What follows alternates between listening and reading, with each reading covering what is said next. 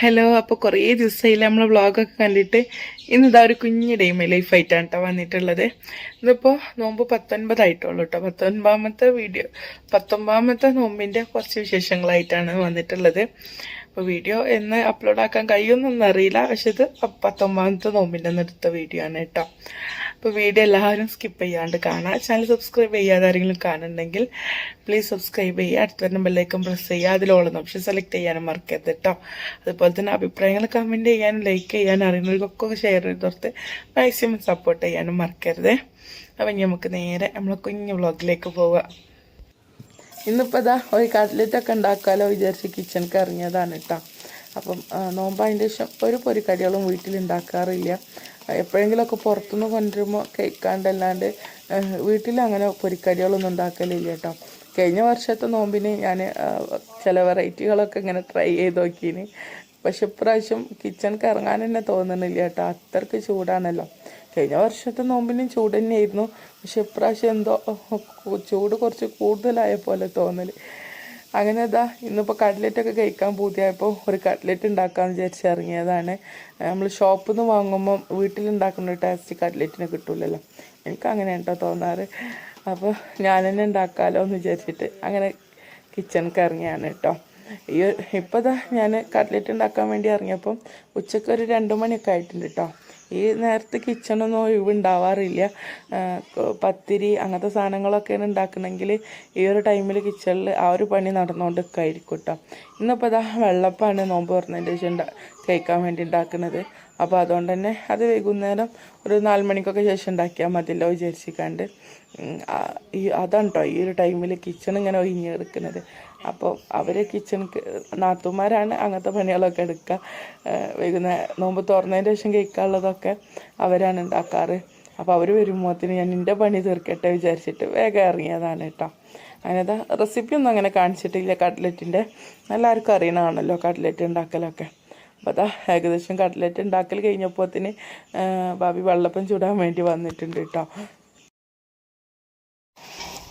ഞങ്ങൾക്ക് ഇന്ന് വെള്ളപ്പം എടുത്തോടി കരിക്കണ്ട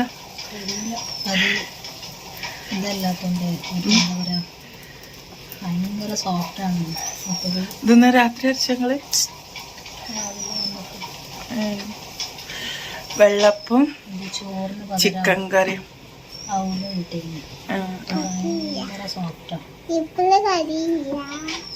മുമ്പറിഞ്ഞിട്ട് കഴിക്കാനുള്ള ഭാവി ഉണ്ടാക്കിക്കൊണ്ടിരിക്കുന്നുണ്ട്. പിന്നെ വെത്തക്ക ജ്യൂസ് അടിക്കാനുള്ള വെത്തക്ക കഷ്ണം വെട്ടി വെച്ചിട്ടുണ്ട്. പിന്നെ ഇന്ന് എൻ്റെ വക കട്ട്ലറ്റ് ഉണ്ട് അല്ലേ ബേബിയെ? ബേബിക്ക് ഇഷ്ടമാണ് കട്ട്ലറ്റ്.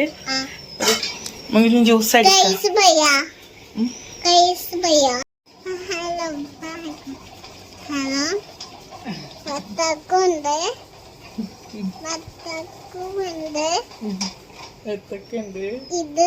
ഇതിന്റെ പേര് പറഞ്ഞെടുക്ക്. വെള്ളപ്പുണ്ട്, പിന്നെന്തല്ലേ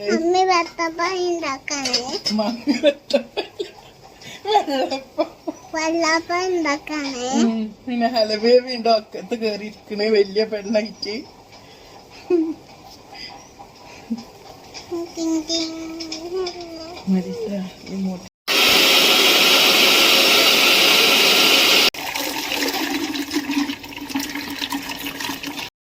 കുറച്ച് നീങ്ങിരിക്ക് സ്ലാബ് പോകും. ഫുള്ള് കഴിച്ചോണ്ടിട്ടാ. ചെറുതന്നെയാണിത്. ഫുള്ളും കഴിച്ചോണ്ടിട്ടാ. ഇഷ്ടയിക്കണ്. കുപ്പായം മന്തിക്കല്ലേ ഇനി. അപ്പോൾ ഇതാ ഏകദേശം നോമ്പറക്കാനൊക്കെ ആയി തുടങ്ങുന്നുണ്ട് കേട്ടോ. അപ്പോൾ ഇതാ വെത്തക്ക ജ്യൂസ് അടിച്ച് വെച്ചിട്ടുണ്ട്. പിന്നെ വലിയ നാത്തിനോടെ നാരങ്ങ വെള്ളം കലക്കിക്കൊണ്ട് നിൽക്കുന്നുണ്ട്. അങ്ങനെ അതാ ഓരോരുത്തരും ഓരോ പണിയിലാണ് കേട്ടോ.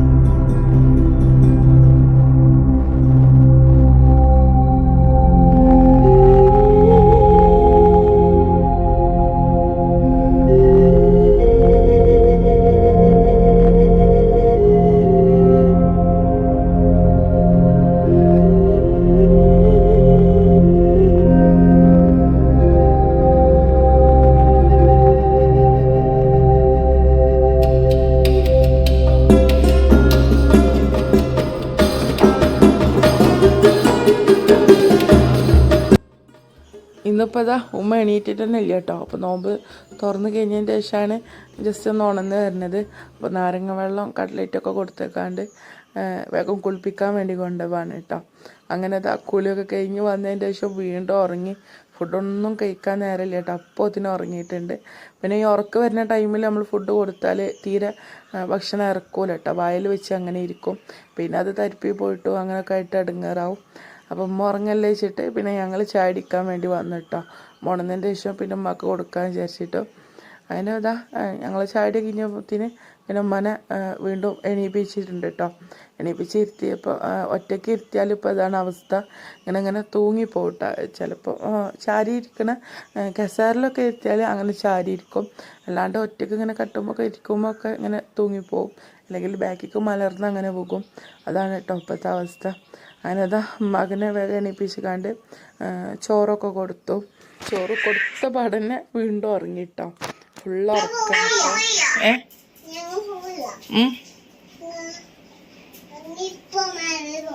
മാളുമൊക്കെ സ്ലീപ്പായി. ബേബി സ്ലീപ്പാവും. നീയേ നിങ്ങളിപ്പം മേലെ പോയിക്കോളി പോയിക്കോളി. വേണ്ട കേറിക്ക മേലക്ക്. Put it those here. Put them there. There. Only one choose ചെയ്യാനുള്ള ഓപ്ഷൻ ഉണ്ട്. A, B, C. ഏതാ വേണ്ടേ?